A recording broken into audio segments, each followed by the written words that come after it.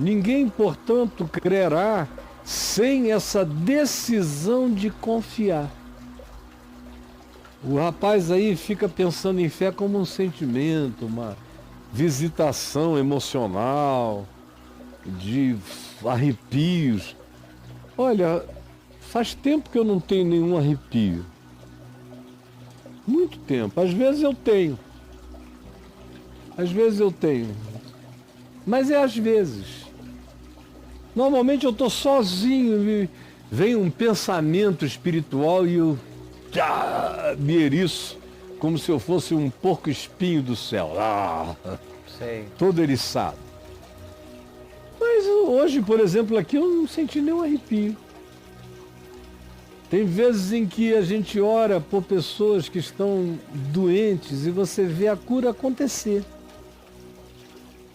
Eu constato e não tenho nem coragem, às vezes, de contar para certas pessoas para que ninguém fique com expectativas equivocadas a meu respeito ou pensando que eu sou dono de alguma graça, que eu não sou.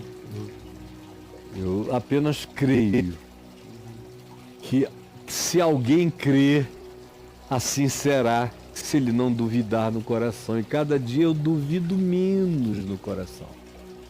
Porque a gente tem muita dúvida, né? A gente tem muita dúvida. Se chega uma pessoa que está com câncer, aí diz para você, ora por mim, pede ao Senhor para me curar. Aí você fica pensando na reputação de Deus. Se eu orar por essa pessoa e ela não for curada, será que essa pessoa vai ficar com raiva de Deus? Aí você já fica querendo defender Deus de uma má interpretação. Sei. Mas já entrou um, e se eu orar e ele não for curado? Deus vai ficar com uma má reputação porque eu não sou aquele instrumento da hora? Ou então tem a tua reputação também. É. Eu vou orar, não vai ser curado e vai dizer, o Caio ora, mas não acontece nada, não rola nada. Sim. Aí dúvida no coração.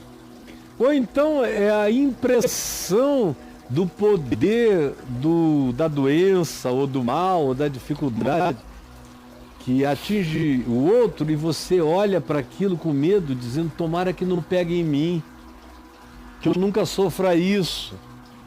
Então, ao assim dizer, você já está com medo, já está com dúvida. Onde tem medo e dúvida, já não há fé. Já não há fé.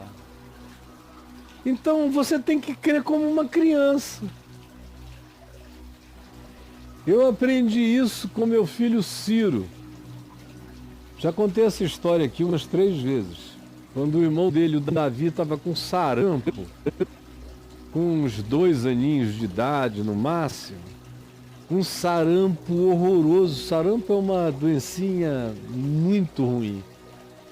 E um sarampo horrível. O médico especialista em medicina tropical, meu amigo, chegou lá, quando ele viu o sarampo do Davi, ele falou, vixe, pastor, isso é um sarampo daqueles que deixam o médico com medo. Nossa, pai. Com medo, a gente tem que ter todo cuidado, pode ter consequências muito ruins para ele. E eu ouvi aquilo, meu coração não se atemorizou, não mesmo.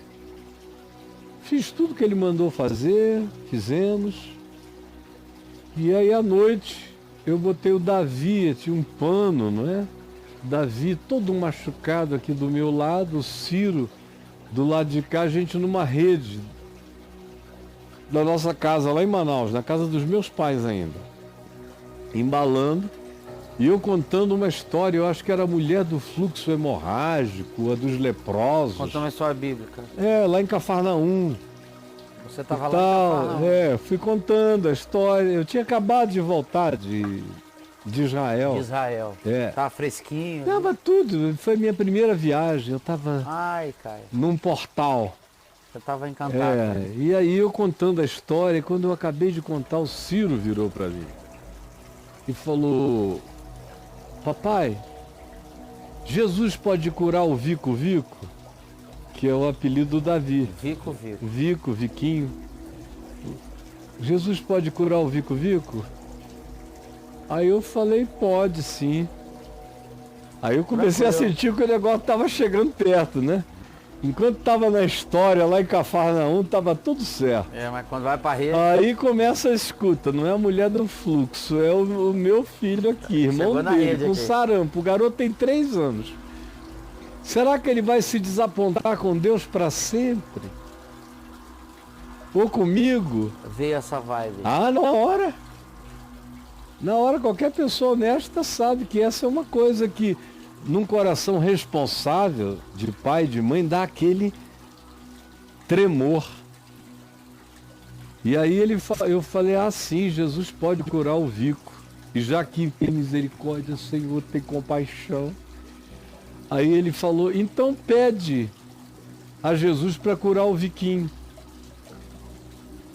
E eu sabia que aquilo ali ia ter uma vida de mais uns 10, 15 dias, aquele sarampo. Ia ser um processo longo, estava muito feio. Aí eu, na minha pouca fé, brother, falei, meu filho, você está cheio de fé. Peça você para Jesus curar o Viquinho. Você terceirizou? Terceirizei na hora pro bichinho. Olha só que pai covarde. Olha. Aí ele ficou olhando, eu peguei a mãozinha dele, botei no corpo do irmão dele, no braço ou no peito, alguma coisa assim. Aí ele falou, Jesus, cura o Viquinho. Amém. Aí eu fiquei ali, Jesus, é a fé do meu filhinho, por favor, Jesus. Aí saí da rede, embalei, dormiram, separei um do outro, fui dormir com aquela oração ininterrupta dentro de mim, em favor da oração pela oração. Sim, cara. Do outro. Aí de manhã, quando eu acordei, que eu fui ver o Davi, o sarampo estava todo seco. Não tinha mais sarampo. Eu chamei o médico, ele não acreditou. Ele falou, o que aconteceu? Eu contei a história, ele derramou lágrimas e disse que coisa louca, maravilhosa, isso não acontece. O senhor sabe disso, não é? Eu falei, exceto quando a mão de Deus se estende porque alguém pediu, sem duvidar. Caraca, velho. Então é dom de Deus e a gente pratica. A fé a gente começa do nada a praticar. Fé é algo a ser exercitado, brother.